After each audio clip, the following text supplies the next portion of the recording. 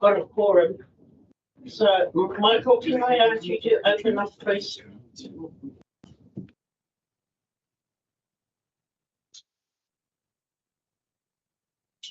Morena kia tātou ko tātou I tēnei ata, ngā mihi, anō I tēnei ko tātou. Tēnei rangi kohu, ko tai mai hine pūpuhu rangi I pahora, ei koro ai tia wa tātou mau kōrero ne ngāwa. Ka poina te kiwi te paunga te pōka, ke te ngā kākau tarahai, te tātou tēnei ata. Ki runga I nei o ngā maunga kōrero, mai a mahurangi tua whenua tai atu rā ki taupuna. I horehi ai te whāriki ngā kōrero. Hei awhia whakatūna koe takoto nei, kia rangi nui tuiho nei, o reira tūturu whakamaura kia tīna. Au mi e hui e, morena kia.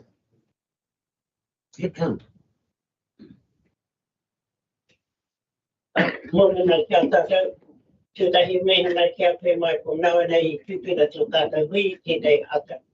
Ara e mehana tātou katoa ka tai mai I rungi te reo kara kaupapa ki nei. Tātou hui, ana whenua ki roto te reho ohe o Matamata-Piako District Council. Mehana kia koe, te Manawhenua, kia koe Adrian, ko tātou rangatira hoki, James, koutou ngā kaimahi, Matamata-Piako District Council, tēnei mehana kia tātou katoa. Nei mehana kia koe, Craig, koe te rima hau o mō Ngāti Konaunga, mō reira nauma harawai tēnei whānau, tēnei rōpu te mana whenua Matamata-Piako Council. Aua kauri, nā te mea he rua nohi o ngā wahine, te mea ngā tāne e nohane ki rore tēnei committee. Kia koe hoki no, ko koe te te o ngā mema o nā te timati me tāheri no reira, tēnā tātou katoa. Tūtai e mihina ki tātou hui I tērā paraire, te manu kōrero, ātāhua roti, koutou te mana whenua, haru te whānui, nā koutou I noho ki runga tō pai hei mihi atu ki a rātou, me ki rātou nā wahine tama tino, nā wahine nā tāne, tama tāne tuana ki runga ki ātāmira I te kōrero e pāri ki tawa. Manu kōrero no reira e mihi atu kakau se katoa. E tino hui ātāhui ki rāhui. No reira hui noa ki roto tēnei. O tātou pare, tēnā koutou, tēnā tātou katoa.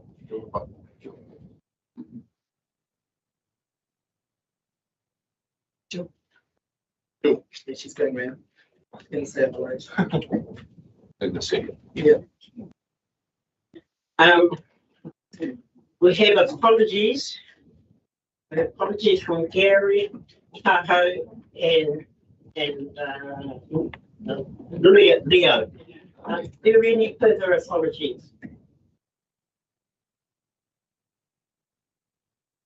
If not, I have someone move the apologies, please. Thank you, Norm. Seconded. Are you feeling that? All those in favour say aye. Contrary, carried. Is there anybody that has a late item? No. Any leave or absence of early leave?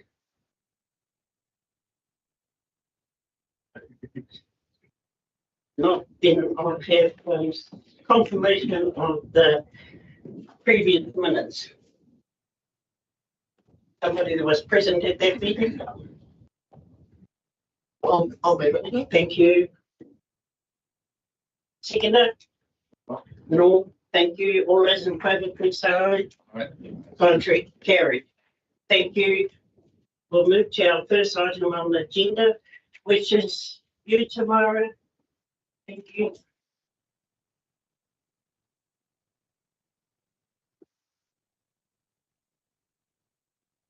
Morena.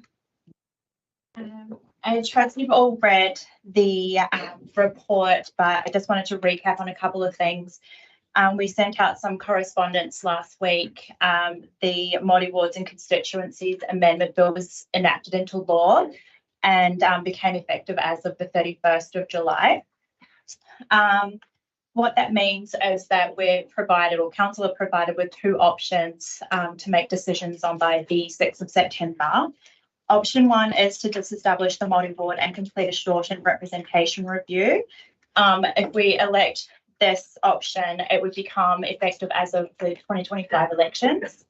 I entered just the timeline of the shortened representation review in the body of the report.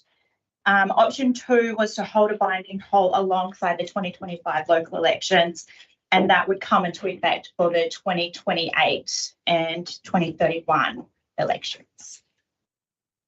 What I'm doing here today is seeking feedback and potentially a recommendation for council to consider. Thank you, Tamara. As we've heard what she had to say, are there any questions for Karo i tēnei kaupapa?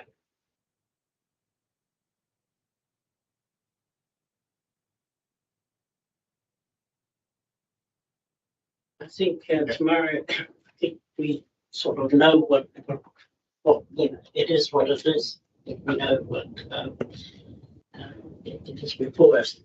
I think really don't want to establish the Māori Ward.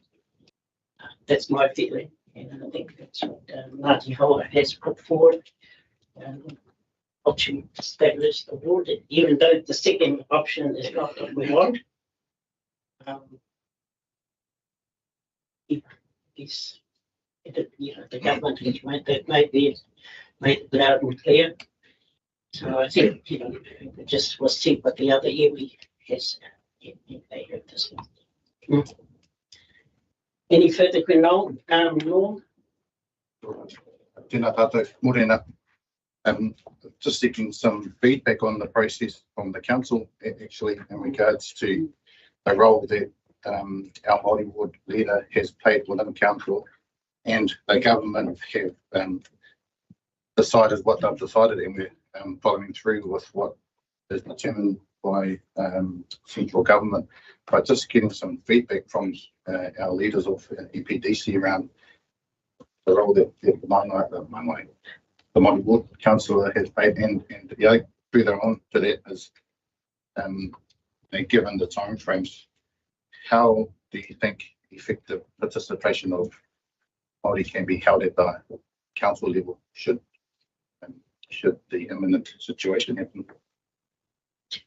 Firstly, obviously having Gary at the table has meant that we have the Māori voice at the table and a part of decision making. And I think being a new role, it's a journey that we were certainly on, and that's obvious. There's a contribution there that we've never had before, and it's very difficult for Māori to get elected on the general ward. So that's where that's at. We've obviously had a lot of discussion around this process forward, and we weren't. There seemed to be the reality is the government have made the decision, and the only option is to go to 2025 really in some respects. Because we weren't voting to disestablish. We couldn't do a representation review anyway. It was there, but yeah, it wasn't our. There was an indication from council that there wasn't a desire to disestablish, so we'll probably sort of pressed into that base. I guess going forward, we'll have to wait and see what the referendum provides. We can all predetermine what that result may be if we do go to the 2025 elections with that referendum. And that will be for us to try and figure out, because Gary, or the Māori Ward member, will be with us through to 2028, 2031. So, yeah. But I still think there's a role to play in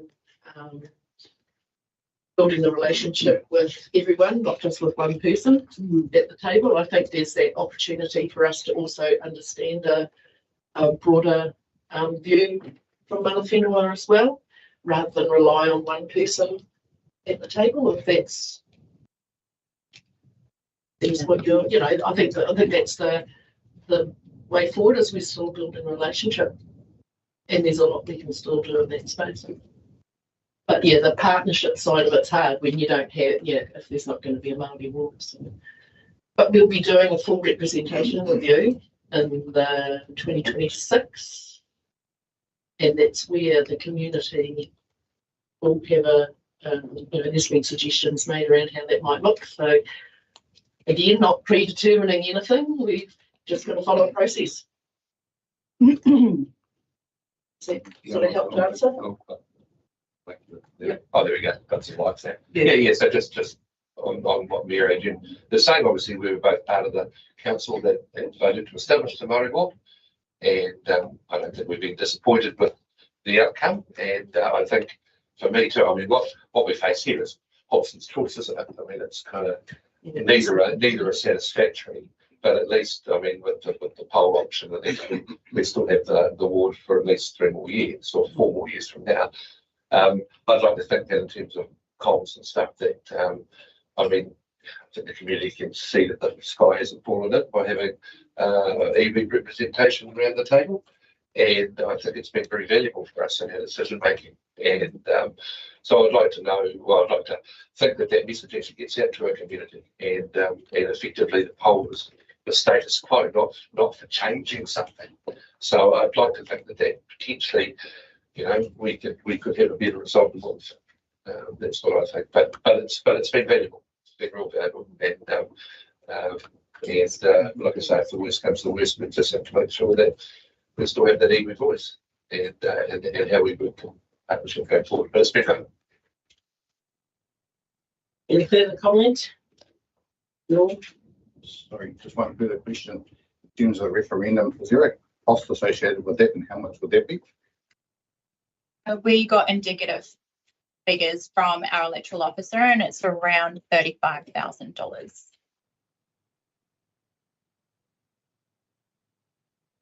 Jill?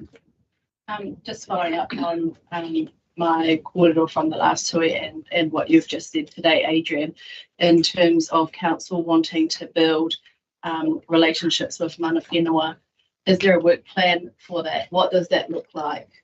And is that Māori wards and Māori wards, central government are going to make those decisions.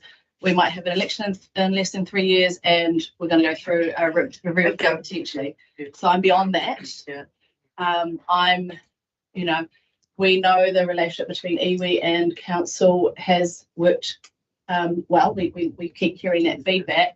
So yeah, getting better can only get better, surely, and should only continue to get better. So that's kind of my questioning is beyond the representation review, beyond the councillor sitting at the table, what's the work plan? What's your commitment to Manawhenua to continue or make sure you have that wider iwi voice at your disposal as such? Yeah, good question, and I guess that's all part of where this journey is going, and obviously having tuatahi is a key link for us as well in those relationships. I believe that there's some talk of JMAs, so that was in the long-term plan as part of tuatahi's work plan going forward, is to develop JMAs. Obviously they won't happen quickly, so I still feel that if we can talk to one another, keep the conversations going, and obviously with the work that's going on with the workshop this afternoon too, just to continue on that around the aspirations. So yeah, work in progress, and that's where I guess this forum will assist us too. If this is a forum that we, I presume we will continue. There's those conversations around to understand what is effective as well as going to work for us all. But I think this is a journey that we're on. I keep saying it's a journey, and I know it's a bit right, but what else do I call it? We've just got to keep working together, finding ways to work together. Because we've obviously had a member at the table. Who knows what will happen in time to come, and what the representation review may throw up too. So let's not get ahead of ourselves. But I think there is the there is intent with Tuatahi's work plan to also strengthen those individual relationships, because I think that's really important, that we don't just look at you as one group. There's also interests for you all individually, which I get thank you. Yeah, but I'll just supplement a question on that. So we'll, Madam Chair, for you, if I can pose a question to Tuatahi since he's been brought to the table. Can we get an overview of what that work plan looks like, please? And that might come out in the workshop. Yeah.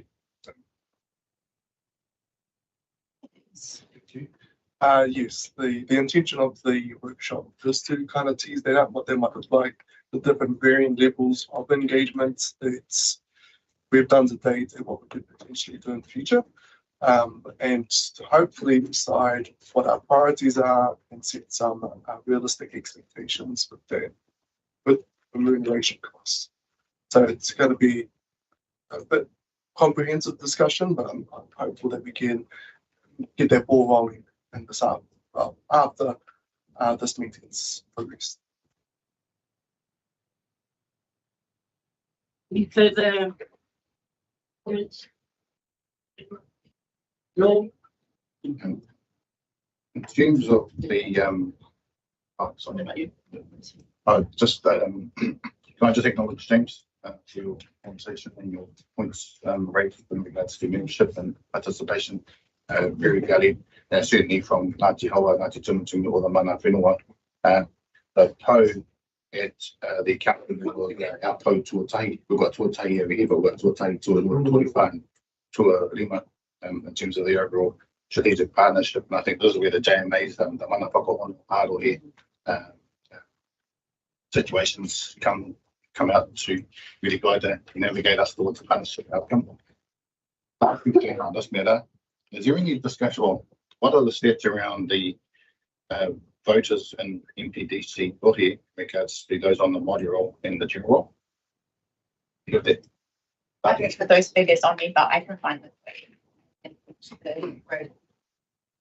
And because I really admire the conversation and comms around it, the council so hugely supportive of for tātuna kia tautaki anga whakamoa Māori, so our strategic partnership outcomes going forward. And like Juliet mentioned, it'd be great to have a plan so we know what we're going to do to, other than hui, we're going to do the tui around delivering key actions and timeframes, KPIs for that. So cool.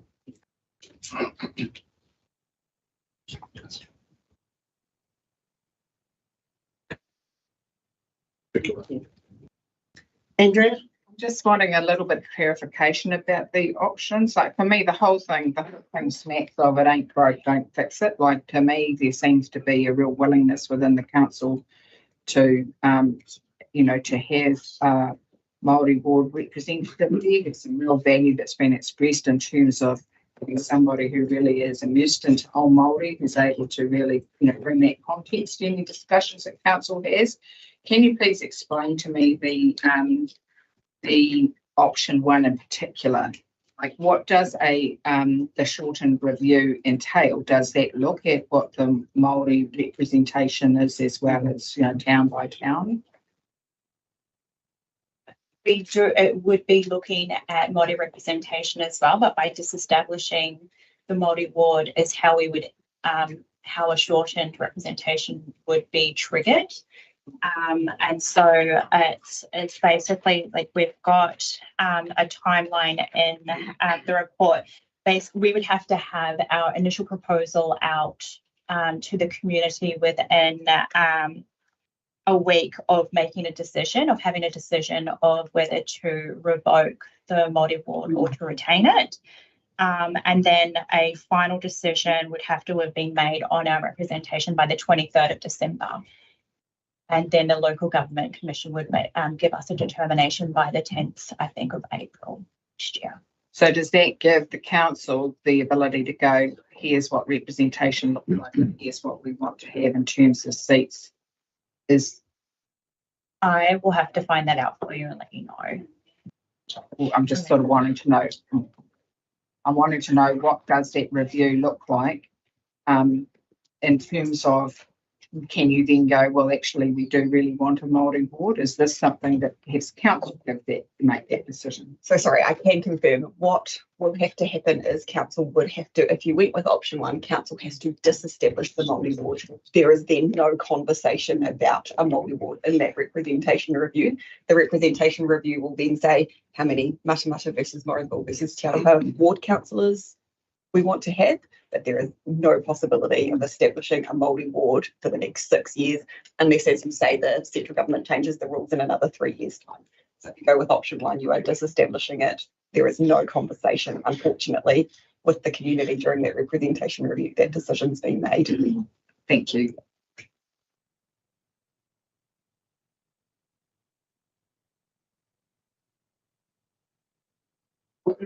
Yep, I just talking to Jill for the record.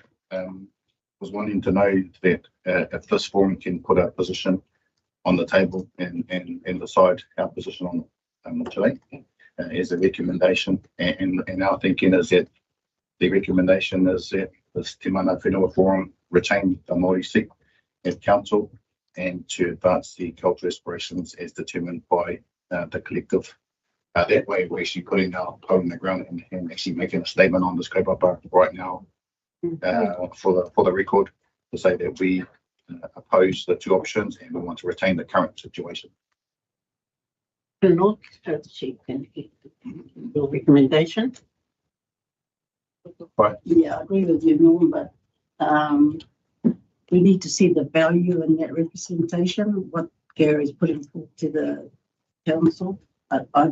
I don't seem to know. I hear it's of great value, and I think we should meet with him first in a workshop or something, so he can tell us what he's been putting through or report to us, because none of us have spoken to him. It's just a pity he's not here today to tell us a bit more. We need to know what the value is to keep it. If there's not no value, what's the benefit to us? Yeah. But yeah, I agree with you, we should make a motion, but let's listen to Gary first.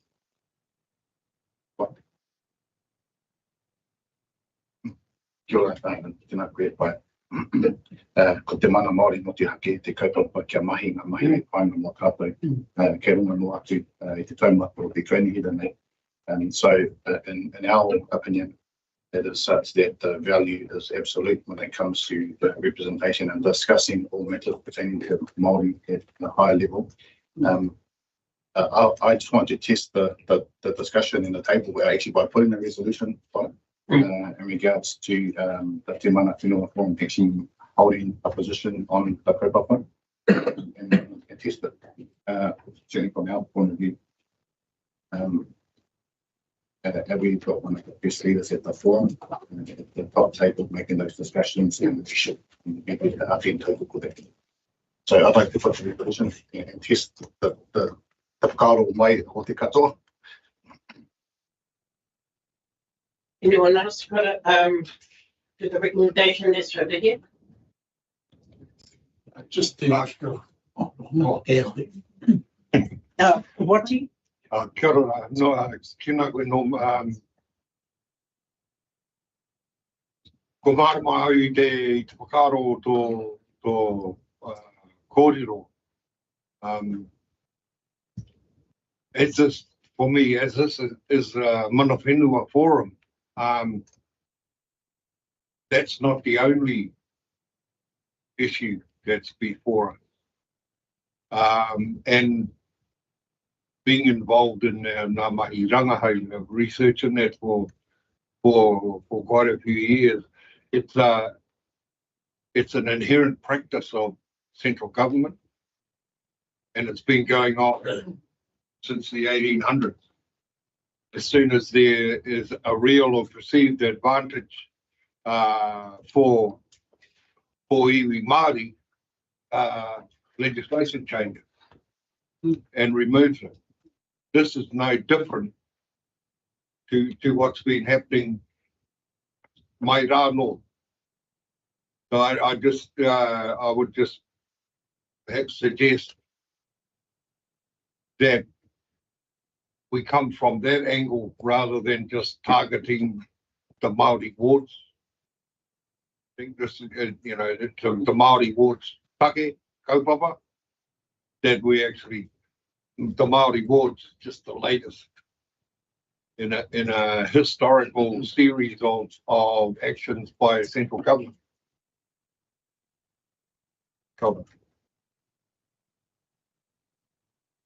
Michael, something to say?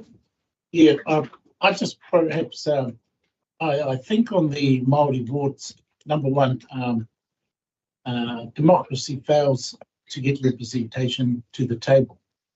And so what we're trying to achieve here is how do we get our representation, voice heard at these tables, and hence what's up for review at the moment.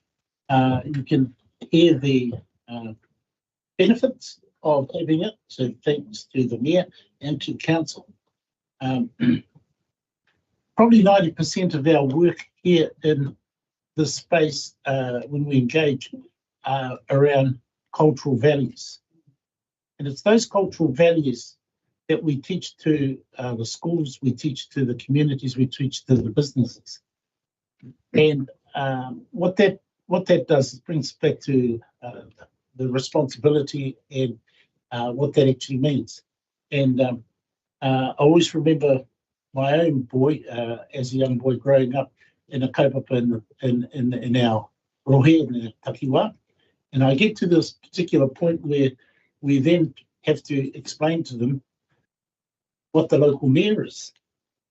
And the sudden shock from a young boy growing up, learning about that, goes, are you telling me that the maunga of Te Aroha, the awa of Waiho, and the responsibility of what the mayor position is the rangatira for us over this area? And it's quite challenging for young people to be shocked and horrified to find out that it's somebody that doesn't whakapapa. Ātoto ki te whenua, ki te maunga, ki te kore, e rangene. And it's no disrespect to our community leaders, but when we talk about democracy, and we have to explain to our people that the values have always been sidelined to the side.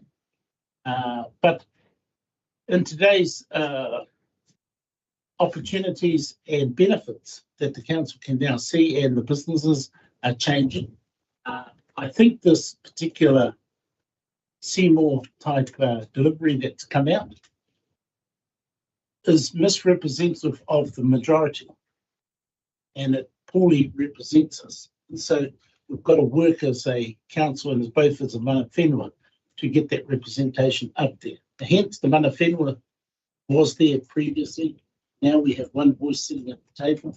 We've got to take all those kaupapa and all those take at the front, and and put them to the best advantage. And so we look forward to working with council and to the media that's here today, how you can best represent the benefits and it's the positives that we bring to the table. And it's the change of the landscape, because nobody contributes bigger to the infrastructure of council than the Manawhenua. And it's unrepresented, it's poorly represented, and it's democracy that fails us. So that's the problem. I just wanted to make that more as a statement than a position or Herman. Good one, Michael. To bring us back here, there's been a recommendation over here from Timutimui, from Norm, in terms of his Bacaro. Others have spoken, but Jill, do you want to speak further to that? Yes, that's fine. Just to all our other Manawhenua iwi at the table, I think we all agree that we don't agree with either of the options that are put to the table. Hence the motion that Norm's put to the table. I wouldn't like to see us provide a recommendation to the council that we don't agree with. So that's kind of the way that we've put this. Our recommendation is neither. But I'm very clear on that. I think we're all very clear on that. Council has to make that decision, not us. That decision will be made because the land is already made by the central government. That's fine. We've already talked, and we've been talking for a while about what does our future relationships look like with council. We've gotten a commitment in terms of the corridor that we've started, the aspirations hui that we've had a little while ago, and also here that there's potentially a bit of budget in Tuatahi's portfolio to do that, to progress that. So answering, that question that you've put on the table, Wati, we all know that this is one issue, and we all do a lot of work behind the scenes with a lot of staff members in particular, in regards to all the things that Michael said. But yeah, I think for me, just want to make it very clear, we do not support either. And I think as a Manawhenua forum, we need to stand strong and put that or something along that lines options, because okay, we know it doesn't actually affect their decision because it's going to make a decision, but we're to what we believe.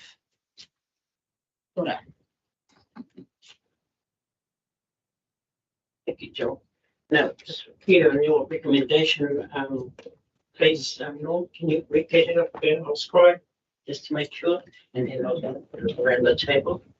I was wondering, can it go up on the board so everyone can see in terms of wordsmithing? But essentially, the position is that the Te Manawhenua Forum opposed the introduction of the local government electoral legislation and Māori boards constituent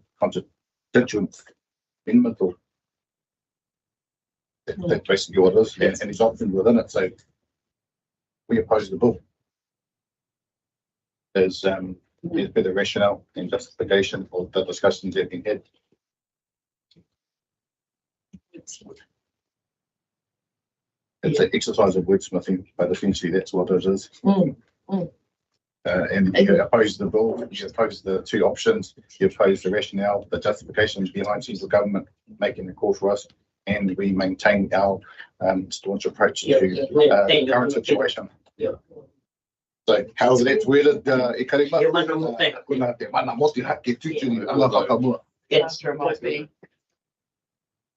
out, I tried to capture your words when you first put forward the motion. Can I read out what I've got and you can tell me if I'm on the right track? So the Te Manawhenua Forum opposed the two options provided within the Act and wish to retain the Māori ward and wish to progress with the Manawhenua Forum's goals and aspirations. So more than happy to change that. I was just trying to capture your words originally. Yeah, add that.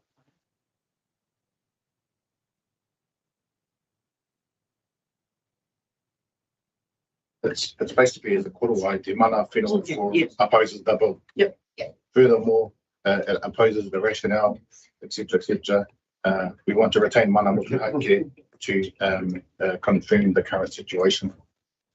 However, that's worded, that's the hole in the ground statement that captures everyone's whakaaro, hopefully. So we will still work. Yeah, we still, but it's good because this conversation is recorded formally and received at our meeting, so we understand the feedback and the decision. That's what you wish to. That's the intent behind it, Karima, is that we make a decision, we're not pulling the ground around it, and that's the statement. So that's the. Andrea, before I'm going to put yes. I just want to find out what the full representation review that council's intending to do in 26-27 constitutes. You've provided us with data about the representation within the geographical wards. I don't see anything there for the Māori ward. And I know that questions were asked earlier. Is that the information that you're going to provide? How many people are on the roll? Sorry, Andrea, can you be talking to? Can't hear you. Oh, sorry. So Closer to you if you want to move the mic. Put up to that. So This part. Yeah. So I'm just wanting to find out, you know, what is the level of representation for the Māori ward? How many voters are there compared to the other wards, and when do we get that information? I know it's a little bit unrelated. It's just like, I just really tried to look at what Matamata-Piako was saying about this is the kind of, this happens, you know, when you get a toehold, somebody's trying to, you know, edge your toe off that toehold. And I feel there's a little bit of that going on here for sure. But I really want to see what the information is, what figures are, what level of representation there is. Yeah, and I hear what you're saying about we don't support either option. We certainly feel this is, you know, wasn't great legislation, but at the same time, it's one or the other is going to happen under that bill. Can we at least have a discussion about what that might look like under one or the other as well? At the pole in the ground, what you're saying, but at the same time, there's things for me like what are the council going to do? What are the councillors going to do to express the value that they found in having a Māori ward representative at the table, so that the wider community is aware of that and can get a full picture. If it does head down the referendum pathway, I want us to have that discussion too. Dora. Thank you. So our representation review, assuming council go with the binding poll, so the binding poll will go out alongside our election voting papers in 2025, and whatever the answer is for that is going to be what's in place for a Māori ward for 2028 and 2031 elections. So council can't override that, so they can't go out with an option of Māori wards, but what council will look through is all of the figures, including Māori ward, those enrolled on the Māori enrolment, and they will go through all of those figures and determine what they believe good representation looks like going forward. So it really has to rely on the results of that binding poll should council go with option 2. They can't override that, so they can't go out and propose that there be a Māori ward of any standing. So they could go out with at large, so there's a representative for the entire district instead of the 3 separate wards that we've currently got. And that might be a possibility. I know there was discussion from Gary at one of the last forum meetings about perhaps Māori might have a greater ability to get somebody enrolled or elected at an at-large seat, potentially more than a ward seat. To answer your question. Not there yet, that's the challenge. So we have to wait for the results. If council go with that option 2 of the binding poll, we need to wait for the results of that poll. That will set in place what happens for the next 2 elections unless legislation changes again. So not the answer you were looking for, I know. Wati? Kia ora no, I have bit of an issue over the incorporation of the word Manawhenua.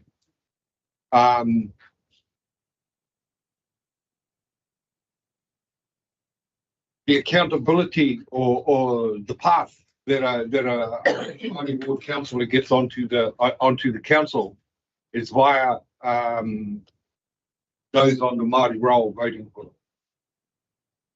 We know in the Rohe there are a lot more people, a lot more Māori than those on the Māori roll. There's also the accountability, if we're talking Manawhenua, the Manawhenua sits with that councillor on the council. If they choose to do their own thing, go their own way, there's nothing that we as Manawhenua can do about it until the next election.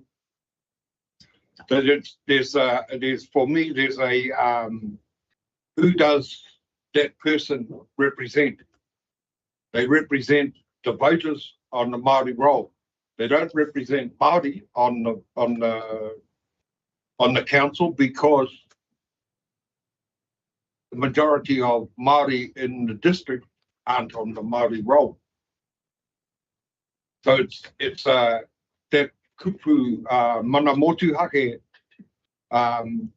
it can be, for me, it relates specifically to the councillor in their mana motuhake, because they are the ones that have the choice on which direction, which way they vote, and which way they communicate, or whether they do or not communicate with Manawhenua. There's no requirement for them to do that. It's actually down to them sitting on the thing. That's why I'm a bit reluctant to, and that's why I suggested the angle of opposing central government interference in local government decision making, which, if you just want to draw some information to support that, just have a look at the opposition that came out against Three Waters. It's exactly the same thing, except we're opposing changes to Māori conditions, and that the whole Three Waters thing was an interference opposed to the interference of central government in local government and decision making over the top of local ratepayers. So just again is for me anyway, it's exactly the same situation, except that we're talking about Māori ward representation. So for me, aside from those questions around who does the Māori ward councillor represent, but it's the actions of the central government contradicting and overriding the decisions made by local government. Kia ora.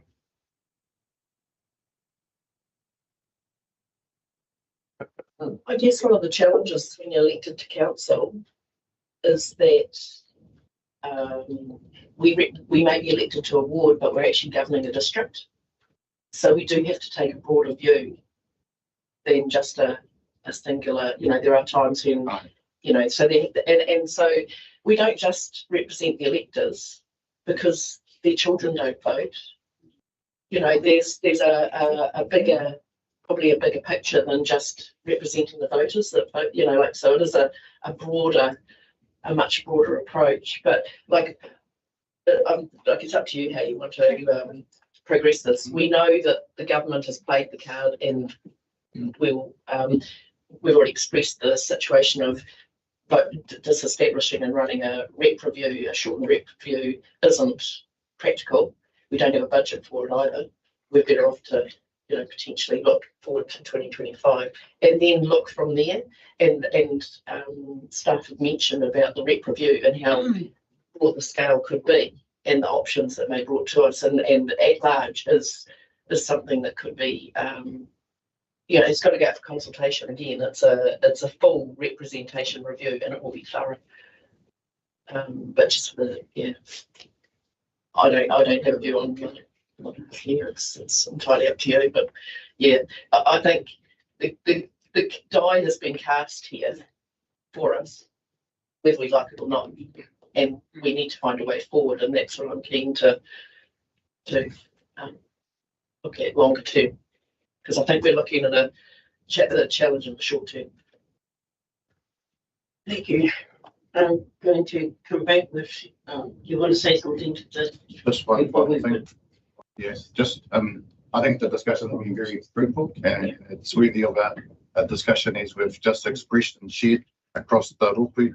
And just in terms of the sake of efficiencies of time, I think the recommendation put by Ngāti Timu is the Te Manawhenua Forum opposes the bill, the introduction of the local government electoral legislation, Māori wards and constituents amendment bill. Stop. All those reasons around and rationale, good and bad. I think you're also taking out the mana motuhake, but it's really just putting our position in the ground around it. And that's the intent behind it solely. We don't need to wordsmith it to make it more tangled. We just propose the bill is what Ngāti Timi's putting forward. And that's it. At least for the record, we've opposed the bill for all the rationale and reasons we've discussed without elaborating on it. That's good. Yeah. Thank Thank you. Thank you. I think we've discussed this long enough, and I'm prepared, Ngāti Hoa, as Ngāti Hoa representative, prepared to second this motion. And I'm going to put it to the table now. Those in favour? Please say aye. Aye. Against? I'll go in the middle on abstain. Sorry. Yeah. Ngāti abstain, and Matamata-Piako. Ngāti Murray. Yeah. Abstains. Yeah, Greg Carroll will like abstain from that motion. Ngāti Rotoa? To abstain.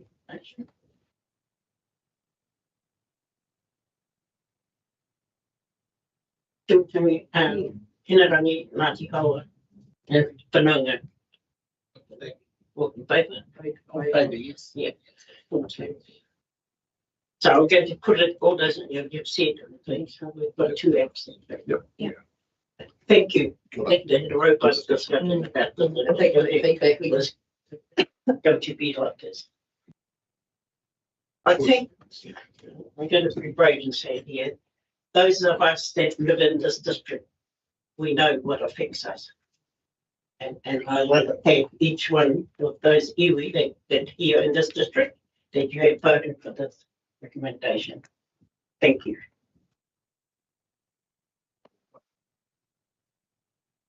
So we're not, we understand, you know, the Rokawa submission was not supporting that bill at all. So thank you, Andrea. This is finished. I just wanted to ask the question of is there a discussion about what the council is going to do if they choose to do the to take this out for a referendum? Is there any? Is the space on that agenda, or is that beyond it? So the 2 decisions we had were to disestablish and do a short review. We've said that it's not going to achieve anything. We'll go to 2020, potentially go to 2025, where they have to do the referendum that's required. Those are the 2 options, and that's what we will face. We can't predetermine what's going to happen prior to that, after that. And that will be the conversation around the kōrero in the future. We aren't there yet. My question that I asked earlier was, how is council going to communicate the value that you found from having a Māori representative at the table? Yeah. And that will happen. Comms will happen. That will all be part of the leading into the election next year. And that's where Manawhenua will have the opportunity too, I would expect, as a standing committee of council. Because also, it's your view needs to be put out there as well, doesn't it? That your voice is heard too, as the representatives of Manawhenua. So that's again next year.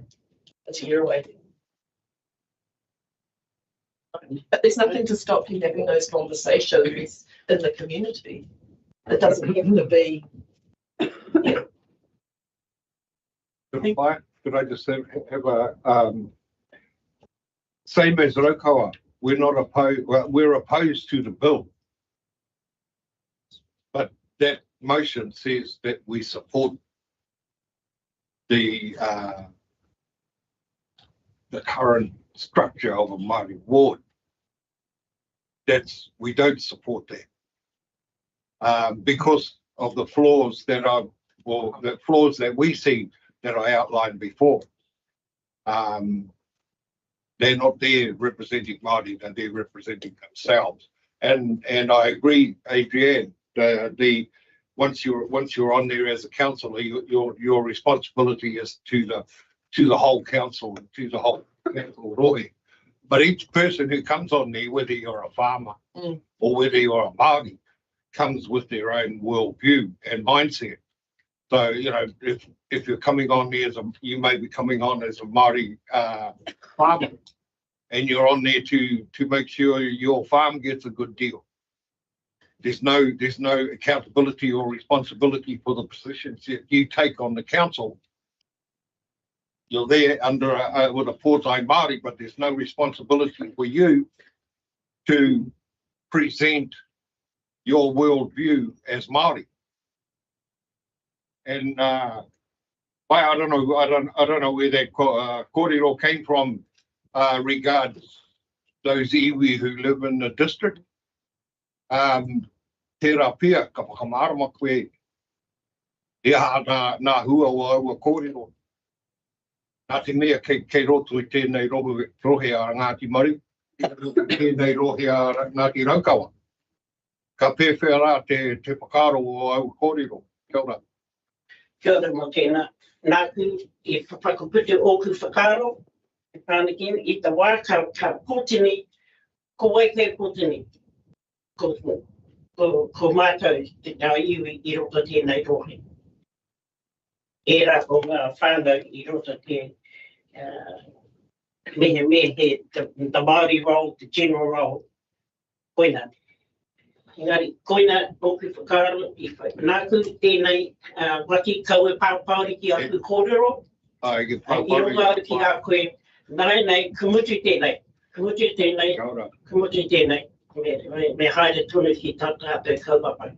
No reira, e mihi ana ki a kōrua, Tamara, Sandra, tēnā kōrua mo, tēnei pūro mo.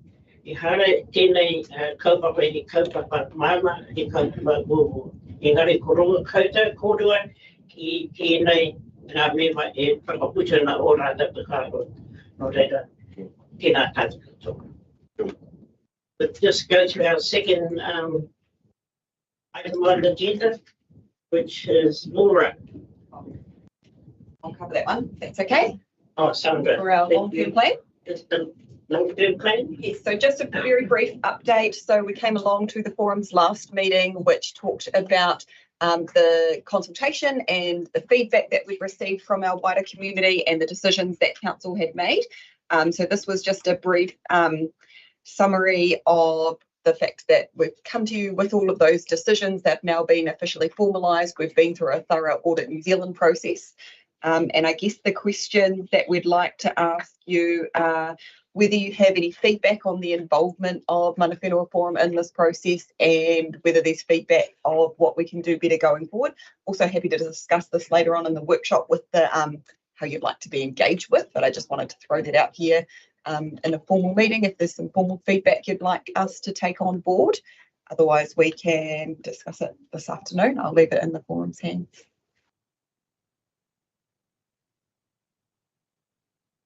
Any discussions? Just one comment, Sandra. I think that the Manawhenua Forum were brought to the table on this quite late in the piece. So if it could have been a bit earlier, because I remember when it was brought to our table. I mean, there was time, but it wasn't enough time. That would be my comment at the moment. But lots of kōrero at the next. Yeah, cool. Any other this? No. Laura, thank you for that. This would have been a perfect question for our Māori Ward Councillor with regards to his response and involvement in these discussions, and then that's the role of the Māori Ward Councillor. And so, in light of Gary's absence, I would ask that question at the point being made around having the level of discussions. Yeah, that representation there.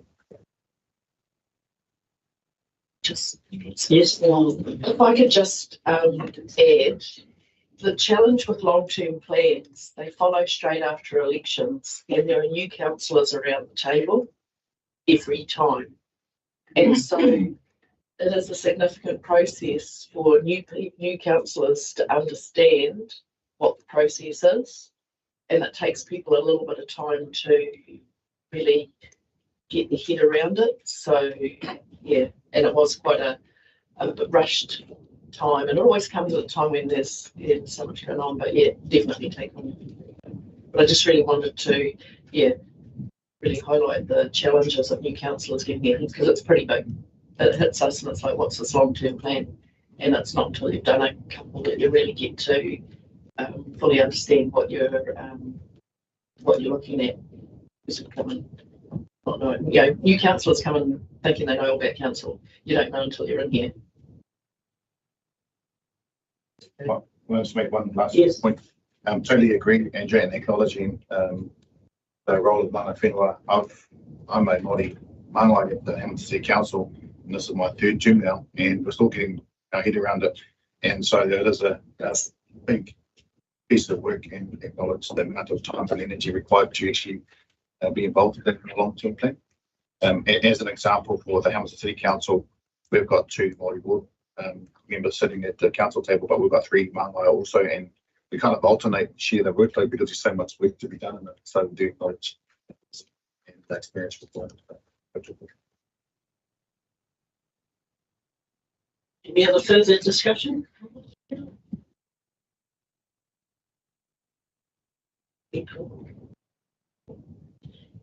No. Someone made the information be received? No. Second that? Yeah. 40. Yeah. All those in favour say aye. Aye. Contrary, carried. Thank you. So the key bit of feedback's to get it earlier and involved sooner. Yeah, cool. Next one is Graham. Oh, before we go there, I just apologise. I forgot we have a member of the public here, Jenny. And just a reminder that this meeting is being live streamed.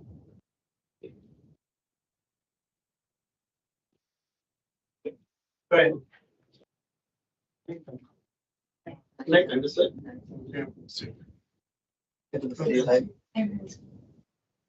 A survey. Yeah. I'll take it. I'll be presenting on this report. In summary, this is a satisfaction survey, form of performance measure of this form here.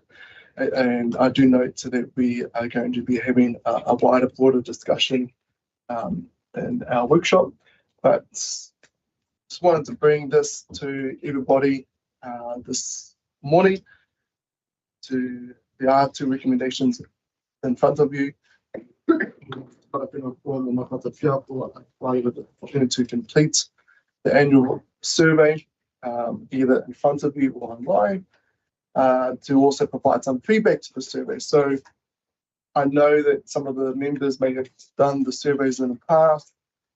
What feedback can you give us, or to new members? What are our gaps? So I'm just looking for some feedback on that as well.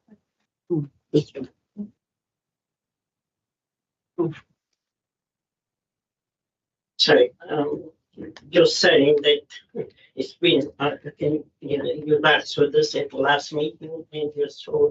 So asking. So that's our responsibility to get these surveys done. Okay. Yeah. Well done. Well, Clayton? For you? Yes. Yeah, wonderful. I asked a question earlier. I wanted to start with was what's the purpose of the survey? My understanding is this here's the forum for feedback and communication with the council. So what's the purpose of a survey? Who is the survey for? It's and where does it go? I don't want to read a whole annual report to find out what was said in the survey. Yes,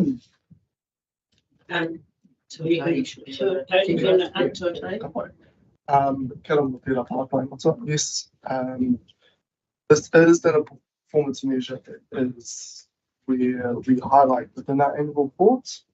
If this is not really the appropriate tool to be kind of highlighting it. We're open to other suggestions and feedback as well. So far, we do need an indication for a certain process that we can capture some definites and how we can measure this as well. So timing wise, we don't have a lot of time. I'm happy to approach this a little bit more in the workshop.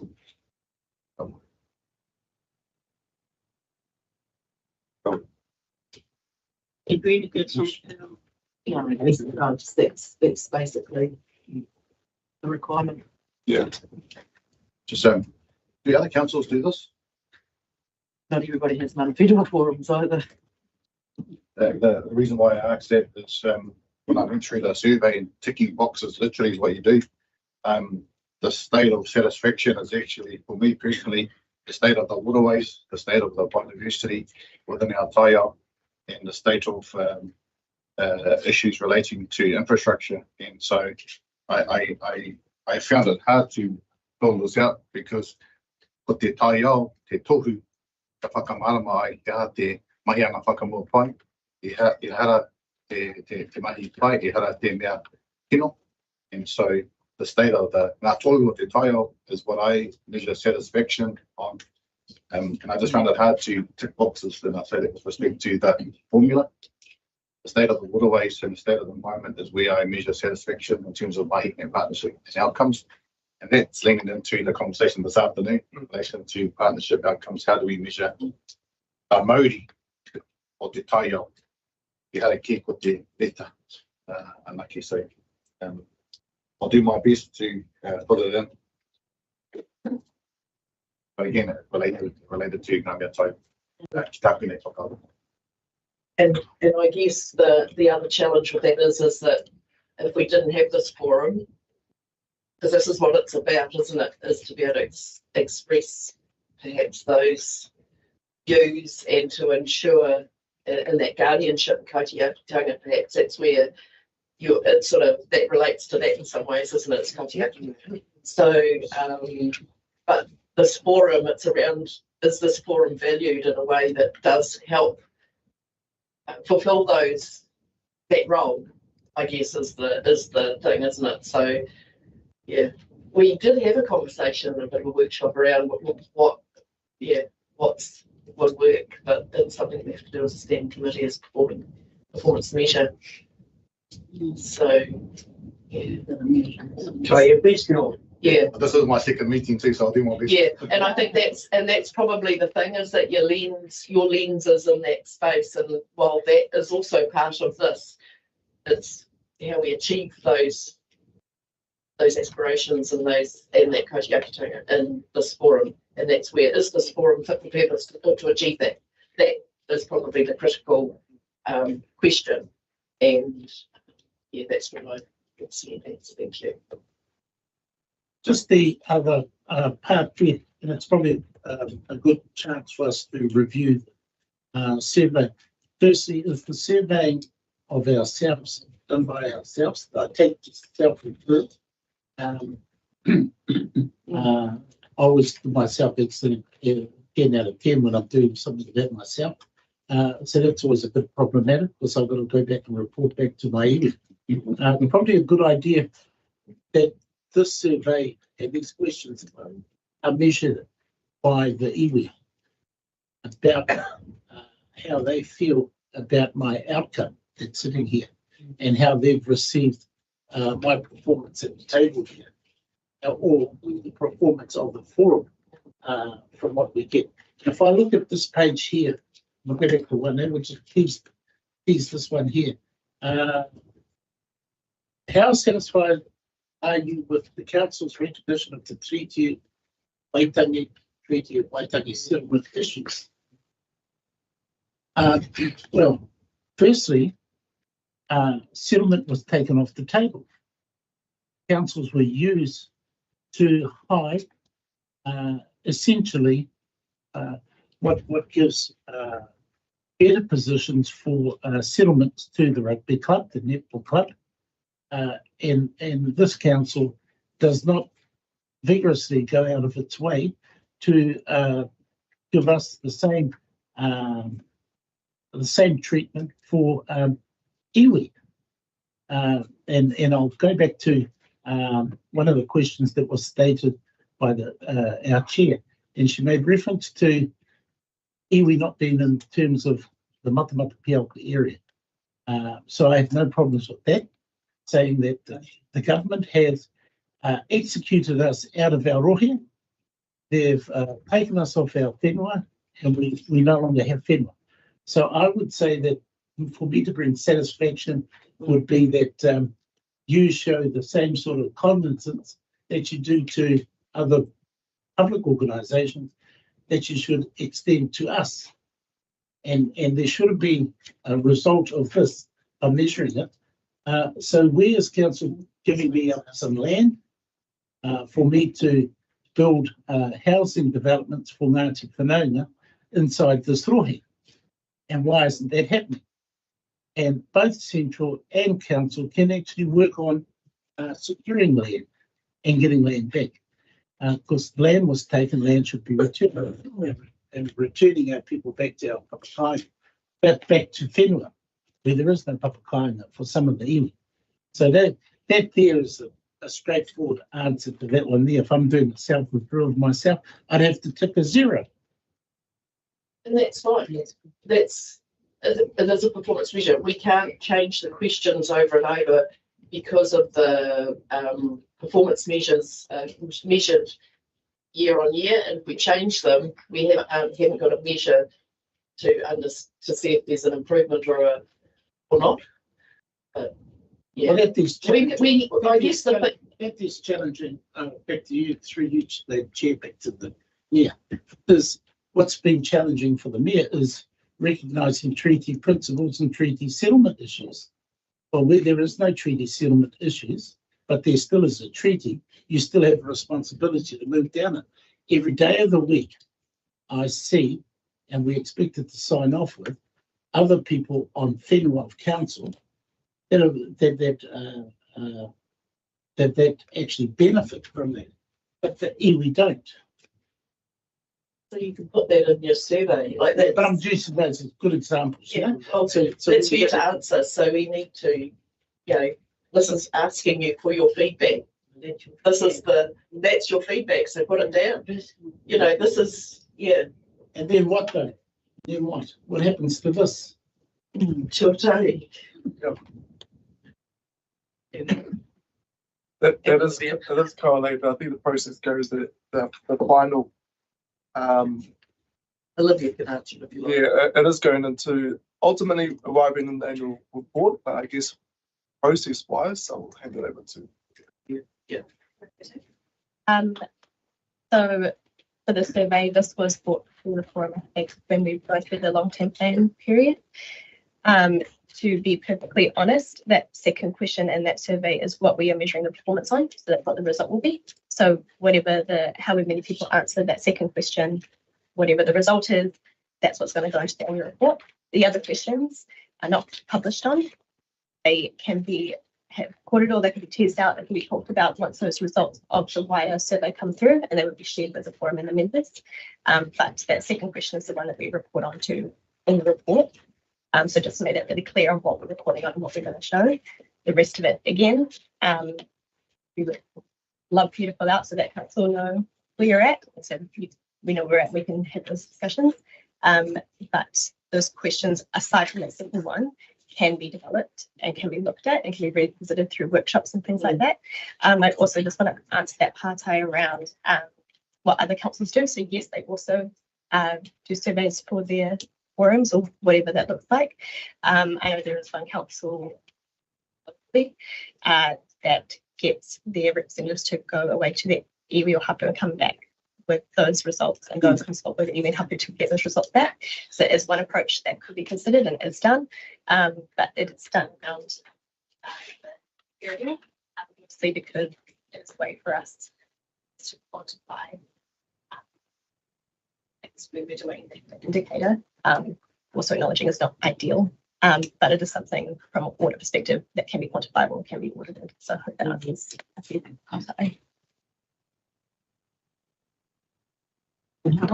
Just one last thing for me, Fire. I'm going to fill out the form. It's an indication of my perspective on what I see and feel, and that's basically what you're after. I do work with other forums, such as Lona Waipa, Nai Tupua Waipa, and Te Hao Te Whenua Kirikirua is the Manawhenua groups. So, based on the discussion, I'm going to fill it out and send it through.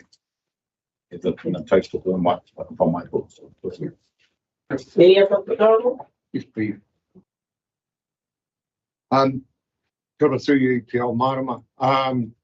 It sort of leans to actually trying to establish the ngākau o te kaunihera, where the council's heart and view is, and it's in relation to the kaupapa that Mike brought up. And he's absolutely correct. Through treaty negotiations, councils, local councils and local council property is classed as private and not on the table. So I suppose to gauge where the council is and where their response to Manawhenua could be is gauging the council's appetite for sitting down with the Manawhenua within their rohe and entering into a settlement process. It's a decision that council is able to make, and through the research that was done and through our whānau knowledge, local authorities are just as culpable of the deeds that were committed by central government. Local authorities have in their asset register lands that were obtained through legislation, through council actions that were contrary to the interest of Manawhenua within their rohe. The symbiotic relationship between local authorities and national and central government is more of, looking from our Manawhenua side, is more of a you scratch our back and we'll scratch yours. And it's an ongoing relationship. Manawhenua forums are an incremental move towards an honest and reflective relationship as is articulated in the treaty. As at the moment, it's what we have now, and what we have now is not what we had 20 years ago. And what we had 20 years ago is not what we had 40 years ago. So the progression of this relationship over the last 180 years has sort of gone down, and it's on a little blip up. So, you know, like along those lines, and we're asked to do a survey that ticks a local government box on whether yes or no, and we don't get to see the results unless we read the entirety of the annual report, and what part of the annual report is attributed to the survey of the Manawhenua, and what detail is in the annual report to the survey of the thoughts and position of Manawhenua. Initially, and I suppose it's something for the workshop, is that we should get the results of these surveys. We don't. And if we just pointed towards the annual report, I don't think that's good enough. We should get the results of the scoring of each of the questions, comments that are made as far as the Manawhenua Forum goes, members of Manawhenua. So, kia ora, that's my next bench gone. Kia ora. There are Key things today in the survey. any other questions on the survey? Thank you. Thank you today. Thank you.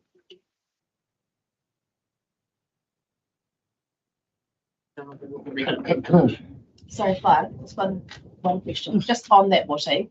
Can we actually ask to receive the summary formally? Yeah. Please, because I know you've put it on that we should, but if we don't ask for it, then we're not going to get it. So if I can just put it down that we've formally asked for the summary of the feedback that I know staff collate. Thank you.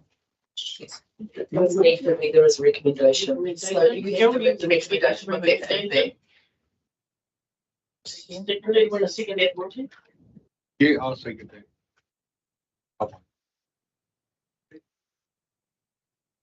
All those in favour for that recommendation that we asked for that summary to come back to Matamata-Piako. I'll put the motion. All those in favour say aye. Contrary, carried. Thank you. I think you just add a sentence after that, please, fire. We shouldn't have to ask for it. The feedback is let's get it going forward. That's the. Yeah. We won't have to ask for it in the future. Yeah. Exactly.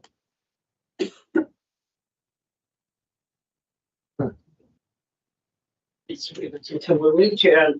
It's Nathan's resource management update.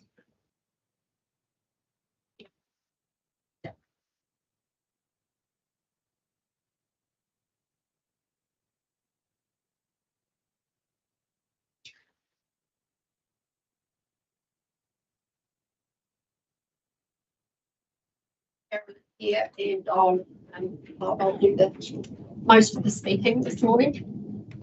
So I'll just run through quickly the plan changes that we've made a comment on. So plan change 49 Waharoa. We have completed or nearly completed the issues and options report, and we are looking to engage experts in traffic and urban design for that plan change. However, we won't be formally engaging them until the governance group has been reformed. So Ellie and Nathan are talking to Lisa about that. Papakaianga, that plan change, the decision came back from the councillors. So that's currently in the appeal period, which won't close until later in August. At the moment, staff have got the draft Papakaianga guidance document and just doing a little bit of work on that, and then that document will be taken to the co-chairs of the iwi working group for them to make a decision about how to further that document. Plan change 55 Fonterra, that went out for submission, and we did receive 2 submissions to that plan change.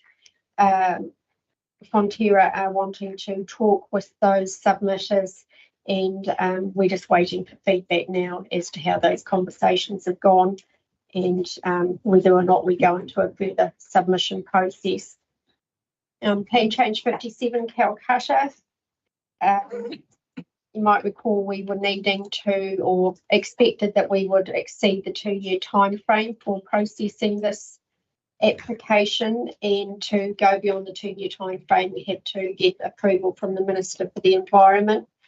Council made a decision that our request would be a 2-year extension, so we had formally conveyed that to the Minister, and we're just waiting on that decision.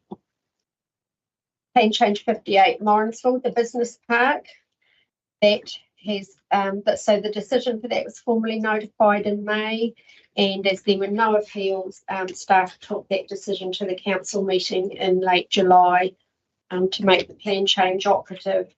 The council approved the plan change, and it will become operative later in August. Our national planning standards work, so staff have been busy on the reformatting of the plan to meet the standards, and then there was also another stream of work which were plan changes that were a bit more complex and had to go through an individual plan change or a group plan change processes. The intention is now that the reformatting work and the plan changes will be notified together at the end of the year. So that will be through a Schedule 1 process. And Resource Management Act reform, 2 pieces of work going on in that space at the moment. So staff made a submission to the Resource Management, Freshwater and Other Matters Amendment Bill. The key concerns raised were that while NPDC appreciated that they wanted the Act streamlined, we were concerned about amendments related to the development of national direction being premature, given that the government has signalled that the entire Resource Management Act will be modified next year. We're also concerned that the bill proposed to remove the consideration of cultural and social effects from the new Section 32A process that would be used when national direction was being developed. And that was a concern picked up from a number of other submitters. At the moment, we are drafting a submission to the Making It Easier to Build Granny Flat document that's been released by MB, and the proposals put forward in that document are that a dwelling up to 60 metres square could go through without a building permit and without a Resource Management Act approval. So we're expressing concern about that, and our suggestion will be that there should be some sort of consenting process related to the siting of the building and the connection to services as a minimum. Hauraki Golf Forum, Councillor Sainsbury attended that on the 10th of June. So the first part of the forum is public presentations, and then there were a series of constituent reports, and member Nicola McDonald will continue as the forum's interim co-chairperson Tangata Whenua until the full complement of Tangata Whenua members is confirmed by the Minister of Conservation, and the Tangata Whenua members that can then convene to discuss and select a co-chairperson Tangata Whenua. There's a new executive officer for the forum, Lucy Barraguanis, and she's replacing Alex Rogers. The forum also welcomed Tom Irvine, Tangata Whenua, and Alex Rogers in his new role as an employee of the Department of Conservation. So staff are drafting a constituent report that will be presented at the next forum in Paeroa later in the month. In response to a query from Norm, we have included some information about the Mana Whakahongo Arohi iwi participation agreements, and we've just set out the process followed in terms of the Resource Management Act. Nathan also included an example of one of those agreements from Taupo District Council, and just wanted to point out that that's quite extensive, that document, and does also cover Local Government Act and the Reserve Management Act, so bigger than the RMA process that we've outlined here.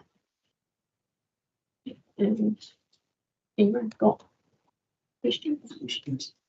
Put a bit there, everybody. Is there any questions about Carolyn?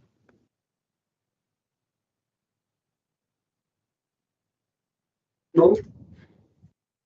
I was going to jump in on one of the points so I could stay fresh in my mind. I'm getting a bit old now, so I have to take notes down.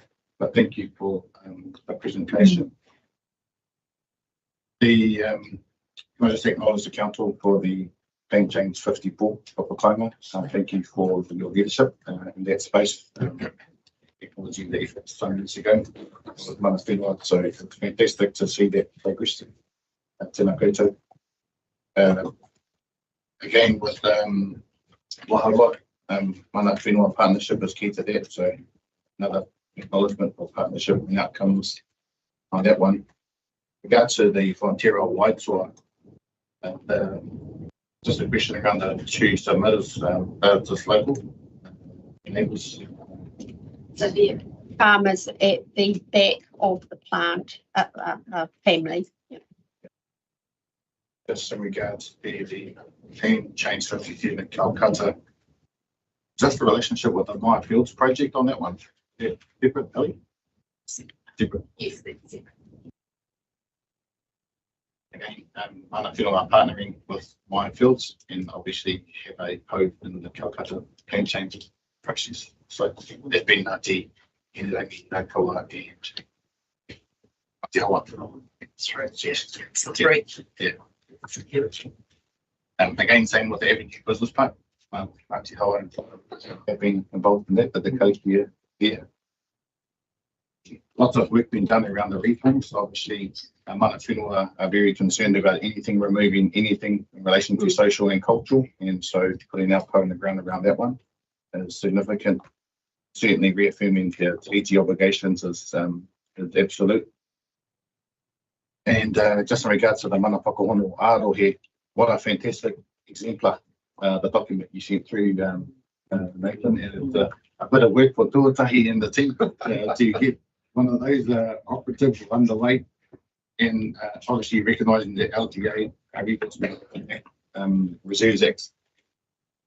I have worked in Waikato for many years, and we're a post-settlement team, and there's lots of strength around that. And obviously, a lot of our iwi here in the PDC are not post-settlement, and so there's a difference around strengthening that. So this is another mechanism to reaffirm the position of Manawhenua in many aspects in regards to partnership, as per our discussion this morning. So I'm looking forward to the workshop. But all in all, my points were one of thank you for your partnership approach to all these. I've been involved from a Ngāti Hawa point of view on a lot of those with our Manawhenua leaders, new leaders, and so this is one of those satisfaction things that feels a survey. It'll be tino pai, kei te pai. It was aligned to those sorts of things because they have been exemplar in some cases, and I speak to, if I can, we have the CEO here in our mayor. The comprehensive wastewater catchment approach was something that others are following now, and that's the exemplar established by the council. You know, Vaughan Payne and others are wanting to know how did NPDC go about that approach, because they want to share it with other mayors around New Zealand to follow NPDC in regards to that good point. So just wanted to make that acknowledgement. Yeah. All in all, just lots of acknowledgements more than anything. I'm trying to find the question. Actually, can I ask this question? How important was it for council to work with iwi throughout all of those processes? Yeah, actually, can I talk that to You should. I know. Can I say this? I know because I've been a part of it, but for the record and for the other members of the team who haven't been involved in processes like that, I mean, how important was it for the council? I think it was very important. If I can just use the Kapakainga example that was raised here at the Manawhenua Forum. So that was the driver. I think Gary Thompson raised it. And I don't think it would have been the success it would have been if we didn't have a Manawhenua driving that. And if I go back to that project was actually showcased, I guess, at the Māori Legal and Business Forum, and myself, Jill and Tuatahi stood on the stage. And I think one of the biggest comments that I took away from it, while we might have had some, discussions through that project, somebody said, it looks like you've got an amazing relationship to be able to stand up on the stage and present together. So to me, I believe that it is important and it is valuable, and it enables our plan changes to be the better for having iwi engagement and partnership with them. Is that up to you? Put that in the survey. Yes, Jill. I'd just like to just refer back to your comment about the survey. How good is it? You mentioned mana whakahono arohe at the last Manawhenua Forum, and there has been some action. Now that is what this forum collectively has an opportunity to bring forward, and whether it should be happening as a course or you should be getting it, whatever, it's being highlighted here. And I think that is a core positive outcome of this forum, because I've never heard of it before, so it creates that action going forward. So thank you for that, Norm, because look what's happened. Yeah, so just that's lots of positives in their presentation, and it needs to be expressed that there are some things in this relationship and partnerships where partnership done well, you get fantastic outcomes.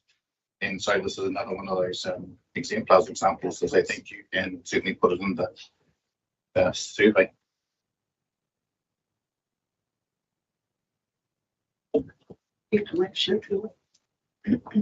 Sorry, just one last thing. Sorry, just in terms of the Manawhenua Arohi, say it fast, it's pretty hard to say it fast. But are we going to be working with Tuatahi on that?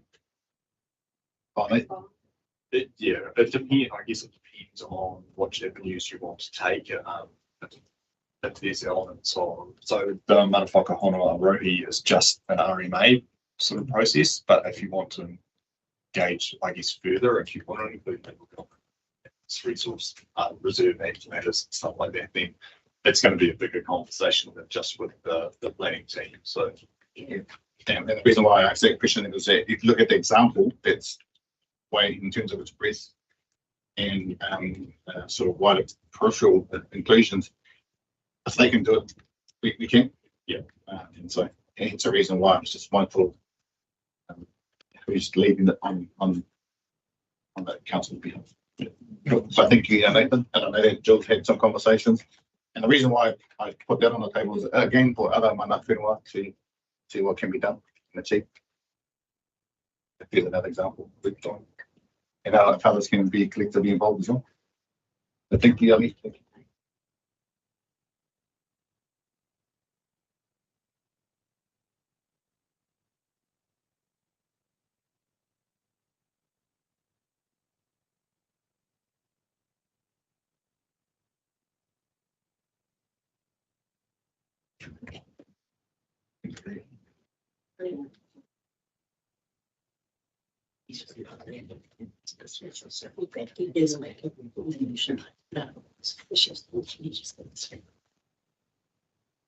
Any other further questions?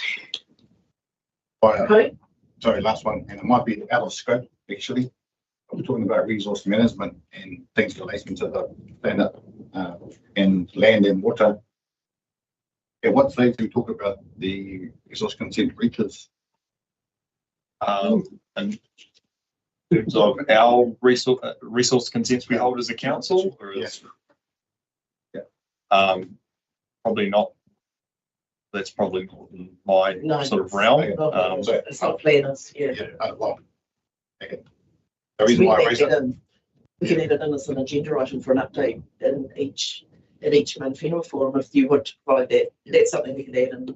Yeah. It's not part of this. Yeah. So every time I see resource management, there's lots of things that align to that, and there's positive partnership things going on, which is tino pai and sums up. But there are lots of other things that are not tino pai. Resource consent. Yeah, and I'm talking about resource consent breaches and wastewater breaches. Yeah. How do we talk about this? Yeah, and that, potentially, and that's where the next workshop we can talk about that. Perhaps have an action of what you would like in the forum for reporting going forward. Perhaps it'd be my suggestion. Because those are, I guess, typically regional council consents rather than. Well, it's our consents. It's our office team. Yeah. So yeah, we'll talk about it later. Is that on the agenda? Sorry? It's in the workshop. All right. No further questions. I'll go into so I move the information we received, please. Thank you, Jill. Seconder. Andrea, all those in favour say aye. Aye. Contrary, carried. Thank you. We're going to the next one is Ellie. Is it? Oh no, Sandra. Do the iwi representation update.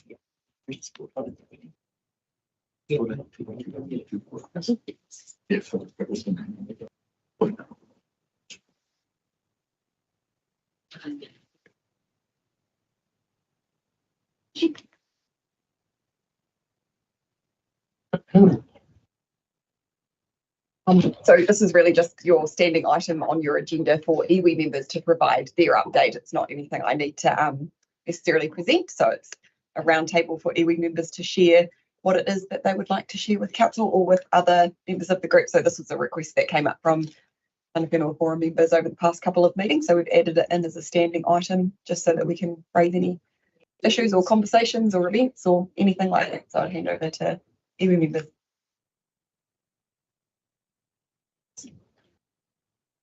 How are you doing lately, Joe? Like it's always good. It's really good to hear what Michael. I can start. For Matamata-Piako Trust, we have taken over the alt ed contract for Matamata-Piako district with Ngāti Hanirangi. So Matamata operates a satellite, and so do we. And we mainly for us here in Te Aroha work with Te Aroha College and Morrinsville College. So that's kind of been on the outside of this, but just give you what we're doing. For, it hasn't been alt ed for over a year. So there's a few rangatahi out there who are kind of fallen through those gaps. Yeah, I think the other thing that we sort of wanted to talk would probably put on the council's kind of agendas, and I know I've been talking about it a lot through the LTP process in terms of our mahi on the maunga, slowly coming to an end as funding priorities change. And again, sort of have been asking for feedback from council around what council is doing in regards to maintaining the mahi that we've done with the pest plants up on Te Aroha Maunga, specifically on the reserves, which are part of our tree settlement. Yeah, so just again keep asking that question around what are council, what's council's work plans for those in particular. Be good to know at some stage. But Anybody else?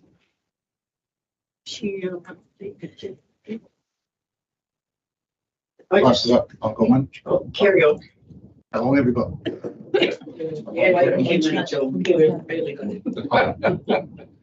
I've got 20 things.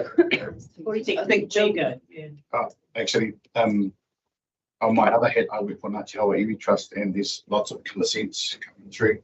I just want to acknowledge that Ali in particular and how proactive she is with working with Ngāti Hawa in terms of the consenting stuff. The wastewater treatment plant project has been well and it's progressing. The comprehensive stormwater consent is moving well.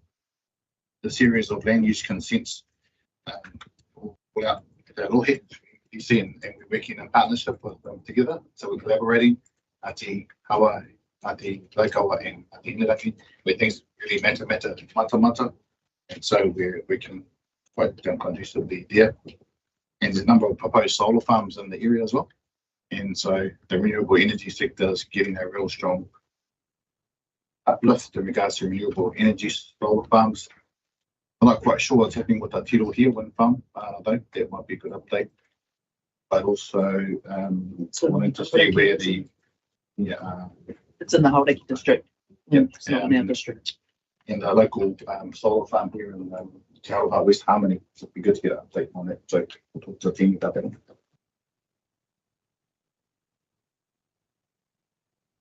Kia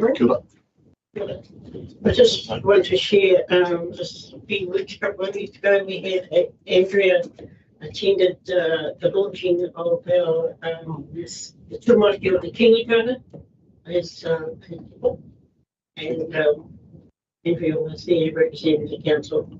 She wants to say anything about that. By all accounts, it was a successful cold day. It was a cold one, wasn't it? Yeah, and that book was sold out. Really sold out. They put a new order in, which won't be available until probably September. But say something if you need at this stage. Carry on. Yeah, I think it was a well attended event, and obviously Tūmaki in his reflection with his father, it's a significant book around the leadership of the Tūmaki and its people. Yeah. No, it was a lovely day. It was a special day, and really shone a light on the importance of Tūmaki in this room. And further to that, it's the coronation is coming about us, the King's coronation, which it starts next week on the 15th.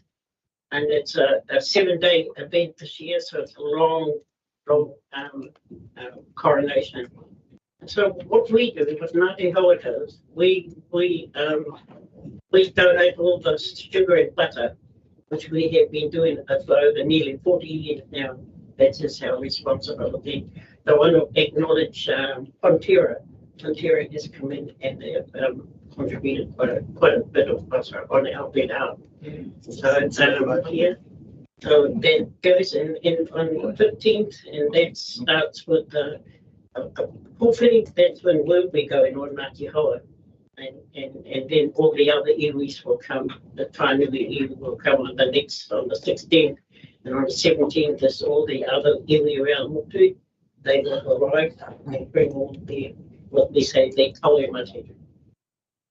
And then the activities of the whole coronation, the kapahaka sports events that will take place. So that's one day that we look forward to every year. Ngāti Hoa has been busy, but I don't know what is relevant to you here at the time. It's very sad. And this Norm is how does a lot of work, as he said, he's employed by our Iwi Trust. He does teach the line on activities out there on our behalf. It's anybody else? I should add that I went to the soil turning of the land at Waharawa. What's the name of the subdivision? Parahapu? Yeah, I went along to that, and it was the Tumuaki planted a golden totara. And yeah, as I said, I look forward to that subdivision taking off and growing, because it looked like 2 houses there. Yes, in a community centre, and I live about 5 minutes from there, so I will be doing a drive-by as it watch it progress. They've turned the ground now, haven't they? Yes, they did. Well, yeah, it's really turned up. But yeah, that's a significant one for Ngāti Hoa, and it was a privilege to attend it. Kia ora, Ngāti Whanaunga. Want to also acknowledge alongside what Te Ao Marama made reference to earlier to Monty about the rangatahi kaupapa that was held in Tauranga, what the Manawhenua.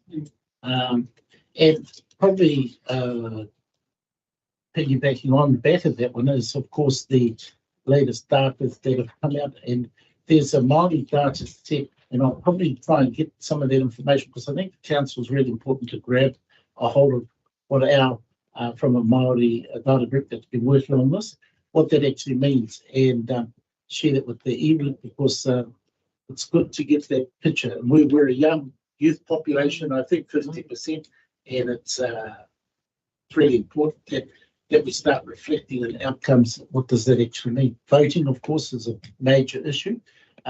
Population growth is probably no bigger than our population growth as we go forward, and be hugely representative as we have those ones out there going. So communications at that hui was Ngāi FM, and there's an arm called Aukaha, which is a communication arm. So again, utilising our Māori reo irirangi is really important to get that message out there and get our te rangatahi across that. They've grown up for probably the last generation, believing that they own Tainui, Maniapoto, Parehauraki stations across the landscape, and they feel very connected to it, and they get out there. So I understand that Reno and a few of our staff have been working with you on that one there. At the Iwi Chairs Forum, which was my apology for not being in attendance at the 2-day one, those coincided with that one there. From an Iwi Chairs League, very concerned and disgusted, and really told the Prime Minister and his whole office what we're feeling, and the going back over what's happening. And of course, that pressure has created national huis that have been held both at starting with Turanga Waiwai, followed by Waitangi down to Kahununga. And those are huge pressures for our people to keep up and to move across this landscape. And this is all in with all the policies that are happening. And as you saw yesterday with Oranga Tamariki, Ngāpuhi also refused to stay at the iwi Chairs Forum when the Crown came in, and they're down there. The next one's going to be held down in Ngaitahu area, and again, it shows that that iwi are very disillusioned. We are working at pace across a landscape of the full pose, try and get a stronger position and work with and get those other people still moving. But it is very difficult, to say the least, when you're faced with this and in the light of settlements and like that. For us as Ngāti Whanaunga, we're an unsettled iwi. It is absolutely, it would easy to say hauraki from my watching the whole cultural landscape of 150 or thereabouts 30 iwi across the country having settlements, and here's hauraki that's being poorly serviced by both the Crown, and we've been held back. And so we're having to still be subjected to many of this antics that seems to go on, and we're trying our best to try and get to a situation. Not that we're in a hurry to get 1% of an outcome from Crown. It's just the way in which they're treating pare hauraki. And so that was said to the Crown at that particular meeting, that this is forefront and everything else. We don't want to be the political potato of Tauranga to the south, Ngāti Wai to the north, or other politics that are around. And it was sad that under a Labour government we couldn't got this across. Under a national government we never got it across. And gosh, and under this government are we ever to get across our settlements and stuff like that. So for us, first up, best dressed is what we see. That's unfair, because what that means is, from my lens, is that this is very contemporary, what's actually happening to us. And there needs to be redress put around the likes of Ngāti Whanaunga and the pare hauraki iwi to address the way in which we've been treated. And we've probably been subjected to almost 20 years of deliberate delays and stalling tactics of this government. And we need to be up there in the framework with all the rest. It's interesting to see at a national level iwi combining, and there are some opportunities coming up for iwi to unite on some of those fronts, and some of them are the ones we're arguing with on one of our cross claims areas. But it is good that we move forward as a political force across this country, and that we look at the opportunities that provide for us those things that come out. We know what the arguments have at the other end, and those are not necessarily positions we expect council to take up, those between iwi to iwi to be lodged there. All we simply ask for from Ngāti Whanaunga is that a playing ground and that a level playing field of Crown is made available to all iwi sitting at Manawhenua tables, and that you don't find yourself getting caught up in what seems like a lot of nonsensical areas that you don't need to be concerned yourselves with. But when I say that, I tend to find that's exactly what tends to happen. And so we might be last dressed at the table, but be assured we will be revisiting these types of things to go forward. Wena Ngāti Whanaunga, tupuna porerake nei ko Whanaunga, he whanaunga ki te katoa. Tēnā koe te tēnā tata. Kia ora, Michael. Anybody else?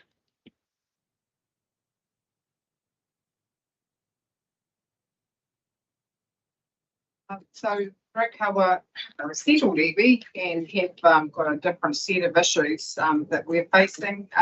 We are looking at protecting the outcomes of settlement, and there are like discrepancies at the moment for us in terms of the government saying, oh, we're going to be, keeping those settlements in place, but no co-governance, and we have co-governance as part of one of the 5 river iwi for the Waikato Awa. So we're continuing to have those conversations, continuing to have those conversations. One of the things we're going to be looking at within the Pūtake Kaya environmental team at Rakawa Charitable Trust is Cliff Kelly, who some of you may know, who's Ngāti Tūkore from Ruapeka, is thinking about starting a PhD study looking at collective management of an awa, and he is looking at working in the Waiho awa. And I'm thinking of having him come here and be Manawhenua representative, and basically speaking that myself, and having Cliff come in, because I think that would be great for him to build those relationships and be able to listen to the kōrero, because he's looking collective. He needs to be in there sort of meeting and talking to everybody. So I don't know what that's going to look like. That's something he's doing off his own back, coming as part of his own personal passion. So he's looking to be starting that probably in this year. So we will be looking to the attorney who's now here at this table, because I think he is also, somebody who would bring value to this forum as well. The other thing we're working on is resource consent strategy with a number of our council partners. Because it's a very big rohe for, it's not a huge iwi, but it's big rohe.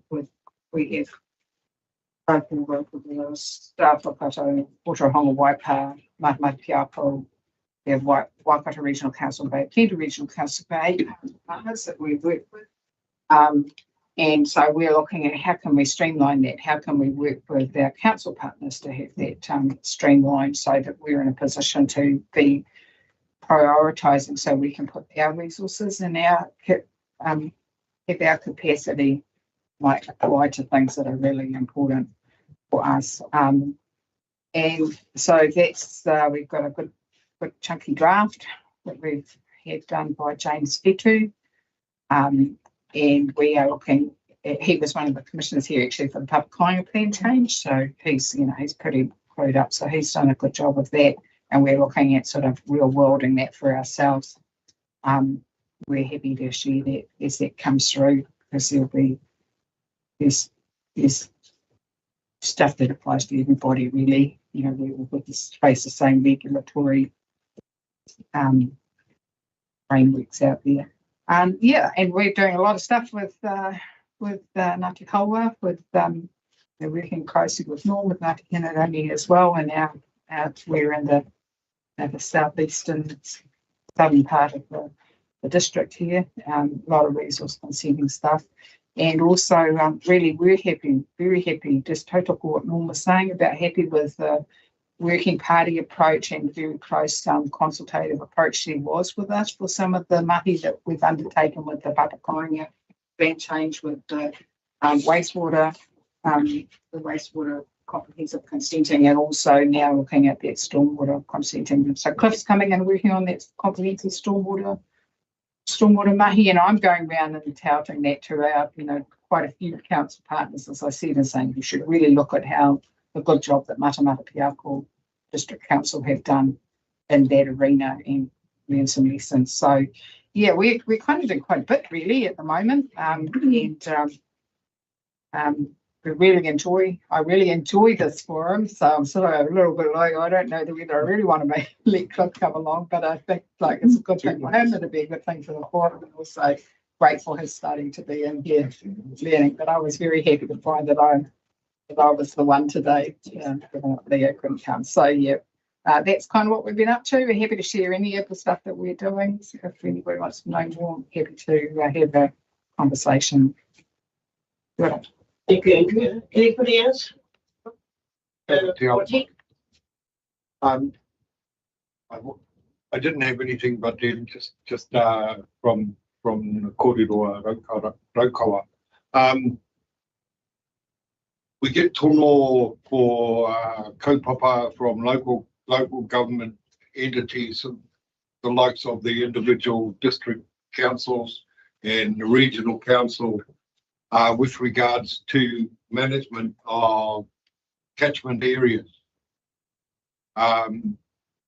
Is a joint entity on that will come into existence with the completion of the Hauraki collective settlement, and that includes Ngāti Haua, Ngāti Henerangi, and Ngāti Raukawa, and local authority. That sometimes it feels like for example, Environment Waikato Regional Council, and others want to get in there before that actually becomes a thing, to get things in place before it starts. My question, I suppose, goes back to the EO or the tenet of my previous kōrero, is that is sitting there. There is nothing that to stop local authorities sitting down with iwi and having that initiated prior to settlement. There's nothing to stop that happening except a will to do it. And it comes back to a couple of the kaupapa of the survey and the attitude of councils and the council to Te or Waitangi. It goes wider, and that whole kaupapa of river and catchment management could be initiated by local governments and be in place before settlement is reached. So settlement legislation is not a barrier to that happening, that relationship happening, that management relationship. I just wanted to throw that in. Kia ora. Thank you. So, Sandra, that's all the reports from the really good. That's all we need. Thank you. In the last matter, last matter on the agenda for us for this is the work program. Is that used tomorrow? But sorry, we do just need to move and second the fact that you've received the information. That was all.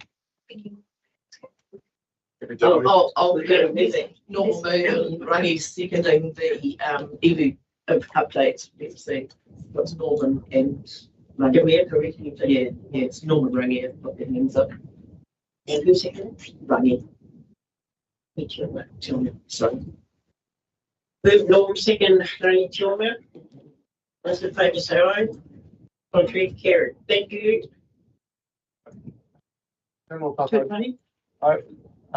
Again, similar to the previous report, this is a standing item requested by the forum.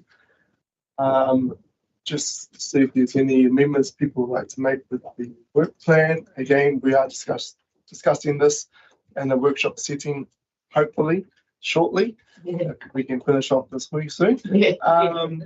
But the recommendation is for the information to be received. Second, I have a movement. Grace, you move it. Yeah, no, I second it. Jill. See, here I am. Moves Jill second and Reese. All those in favour say aye. Aye. Contrary carried. Thank you. This is the end of our decision.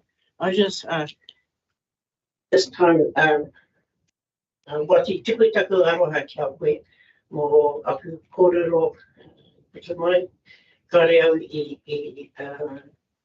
mohi au ki te whakapapa, a koe te whakapapa, e pāne ki tēnei tohi. Ko tāku, mo era o mātou e pōtini i te wā ka tū ngā elections. Koina, te rohe o more nā whira, matamata me te awara.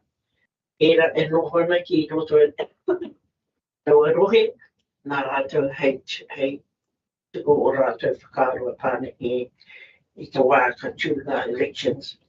Koina, anake, tuku rāora, aki kore kia koe, ki a kouta hoki, Ngāti Whanaunga.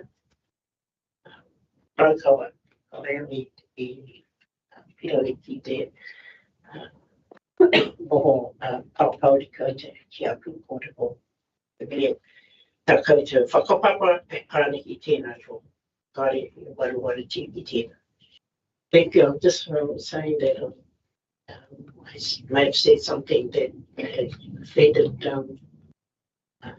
particular Wati, and I didn't mean it to come out the way it did. My comments really was around those that have their vote in the Matamata-Piako area. They are the ones that, at the end of the day, the ones that's going to be marked when it comes to the time. Yeah. And those Māori that are on the general road, they will vote for the councillor. And those on the Māori board, if we have a Māori board member, we get to vote for that person. So that was mainly the crux of my comment, wasn't about, at the end of the day, it's them, the one that's going to make the vote.